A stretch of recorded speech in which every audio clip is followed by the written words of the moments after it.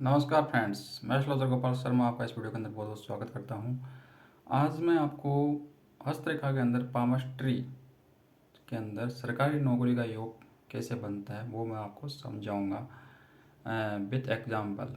ठीक है, तो बने रहिए इस वीडियो पर। मैं आपको जो बोर्ड है उस पर ले चलता हूं ताकि आप आसानी से समझ सकें। थोड़ा एडजस्ट करने में टाइम लगेगा तो आप थोड़ा सा पेशेंस रखिएगा। ठीक है, तो अब ये एडजस्ट हो गया है हमारा। देखिए, सरकारी नौकरी के जो कुछ चिन्ह हाथ में बनते हैं वो हम आपको बताएंगे इस वीडियो के अंदर। इसके लिए ज़रूरी है कि आपको अपने दोनों हाथों का जो है देखना पड़ेगा। ठीक है, और ये जो हाथ होते हैं इनमें देखिए ये 3 परमानेंट लाइन होती हैं। एक भाग्य रेखा भी परमानेंट ही होती है, ये कभी चेंज नहीं होती है। जैसे एक तो ये जीवन रेखा आपकी, ठीक है, और एक माइंड लाइन, ये कभी जो है, और एक ये हृदय रेखा और एक भाग्य रेखा। ठीक है,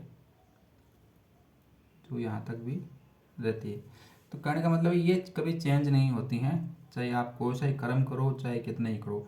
लेकिन दूसरी जो छोटी छोटी रेखाएं होती हैं वो आपके कर्म अनुसार जो है चेंज होती रहती हैं।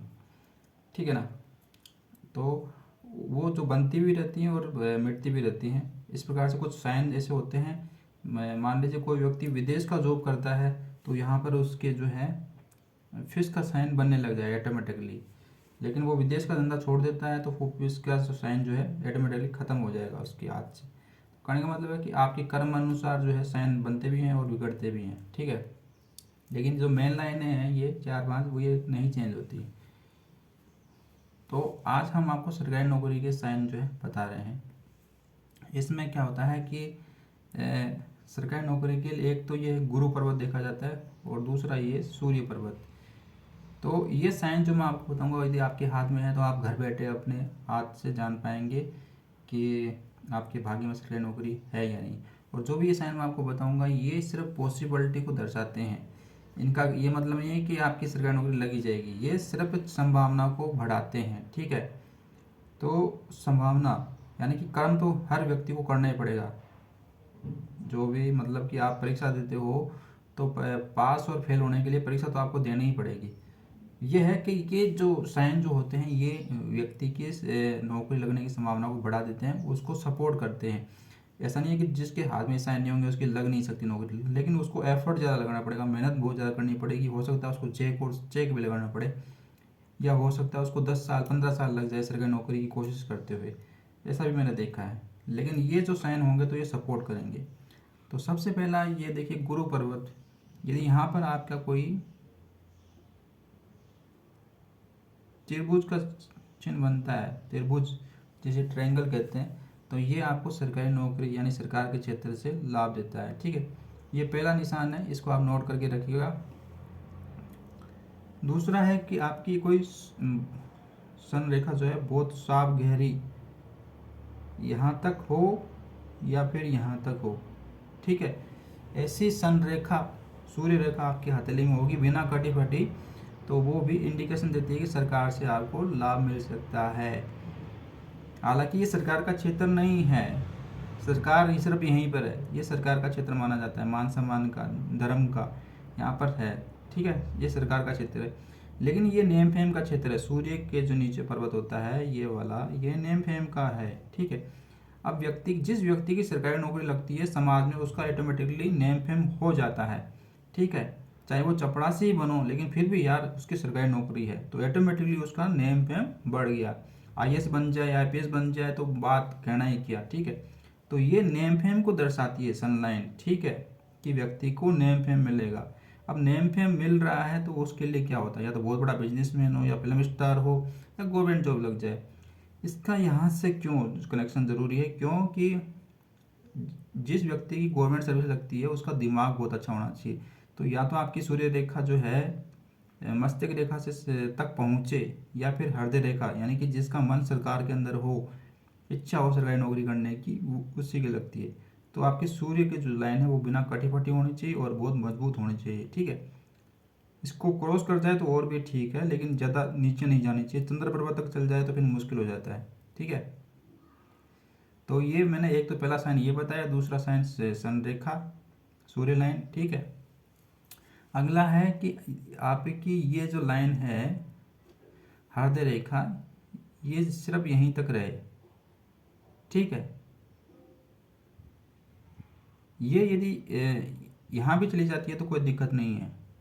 ठीक है, या तो यहीं तक रहे, ठीक है, यहीं तक लिमिट रहे इसकी, इससे आगे न जाए, या फिर जो है यहीं तक जाए। ठीक है, ये रेखा यदि इसको क्रॉस करते हुए यूं यहाँ तक चली जाती है तो फिर मुश्किल हो जाती है सरकारी नौकरी लगना। समझ रहे हैं ना, यहाँ तक चली गई तो मुश्किल हो जाएगा सरकारी नौकरी लगना। जैसा है, ऐसा नहीं है कि लग नहीं सकती, लग जाएगी लेकिन बड़ी मुश्किलों से लगेगी। लेकिन गुरु पर्वत पर पहुंचती है या यहीं तक रहती है, गुरु पर्वत को देखती है या आपकी हृदय रेखा, तो फिर आपको इंडिकेशन मिलता है कि आप सरकारी नौकरी कर सकते हो।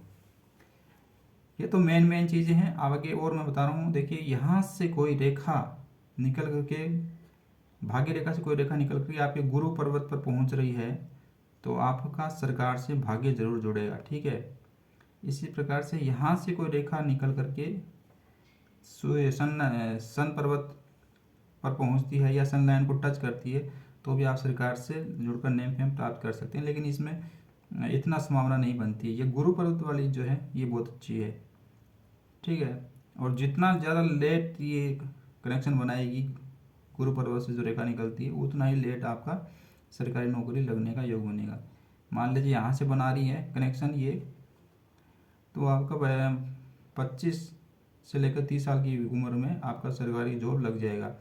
यहाँ से बनाएगी तो ये 36, 37, 38 में पॉसिबल है, जैसे ये बना रही है। ठीक है, इस प्रकार से उम्र भी हम निकाल सकते हैं। साथ ही जो है आपका सरकारी क्षेत्र में जाने के लिए आपकी गुरु की उंगली भी अच्छी खासी होनी, लंबी होनी चाहिए। ठीक है, ये सन की जो ये सूर्य की उंगली है उससे छोटी नहीं होनी चाहिए, बराबर होनी चाहिए दोनों। ठीक है, बराबर हो या ये लंबी हो उंगली आपकी। ठीक है, तो आपने देखा कि सरकारी नौकरी लगने के लिए कितने सारे साइन विद्यमान रहते हैं, और जिसके नहीं है वो निराश होने की जरूरत नहीं है। सूर्य भगवान की आराधना करे, पूजा पाठ करे, संत महात्माओं का आशीर्वाद ले, अपने धर्म के जो देवी देवता होते हैं उनका आशीर्वाद ले, और अपने पिता का मान सम्मान करे, अपने सूर्य ग्रह को मजबूत करे, अपने गुरु ग्रह को मजबूत करे। ठीक है, हाथों से दान दक्षिणा करे, तो कर्म से जो है आप उस सरकारी नौकरी को प्राप्त कर सकते हैं, लेकिन काफ़ी एफर्ट लगाना पड़ेगा। लेकिन जिसके हाथ में ये साइन होंगे उसको बहुत कम एफर्ट लगाना पड़ेगा। सिर्फ अपना फॉर्म लिया, फॉर्म भरा, सरकारी नौकरी का एग्ज़ाम दिया, पास किया, मेरिट में आए और लग गए। उसको किसी देव देवता की आवश्यकता नहीं है, उसको किसी पिता को खुश करने की आवश्यकता नहीं है, जिसके पास है, ठीक है ना, ये साइन, क्योंकि उसको पिछले जन्म के कर्मों के फलस्वरूप जो है इस प्रकार का जो है फलादेश मिला हुआ है। बाकी जिसके हाथ में नहीं है उसको मेहनत करनी पड़ेगी। एक होता है जिसको अपने माता पिता से घर मिल जाता है, तो उस व्यक्ति को घर बनाने के लिए कुछ करना नहीं पड़ता है, ऑटोमेटिकली उसको घर का सुख मिल जाता है। एक होता है जिसके माता पिता के पास घर होता ही नहीं, तो वो अपने बच्चों को कहाँ से देंगे, तब उस व्यक्ति को कमा करके अपने पुरुषार्थ से अपने लिए घर बनाना पड़ता है। लेकिन दोनों बच्चों में आप अंतर देख सकते हो, एक जिसको घर से अपने माता पिता से मकान मिला है वो, और एक जिसने अपनी मेहनत से मकान बनाया है वो। ठीक है, तो इस प्रकार से आप देखेंगे कि सरकारी नौकरी के जो साइन हैं वो इस प्रकार से बनते हैं।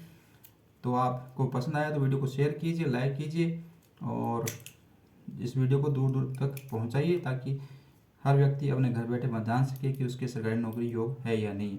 फिर भी आप चाहते हैं अपने हैंड का एनालाइज करवाना तो हमसे कांटेक्ट कर सकते हैं। वीडियो के डिस्क्रिप्शन में हमारा नंबर्स रहते हैं, वहाँ पर आप अपना जान सकते हैं सरकारी नौकरी लगेगी या नहीं लगेगी। साथ ही में अपनी आपकी कुंडली है तो वो भी चेक करवा लीजिए, और डेट ऑफ बर्थ एस्ट्रोलॉजी के आधार पर भी थोड़ा बहुत चेक करना पड़ता है।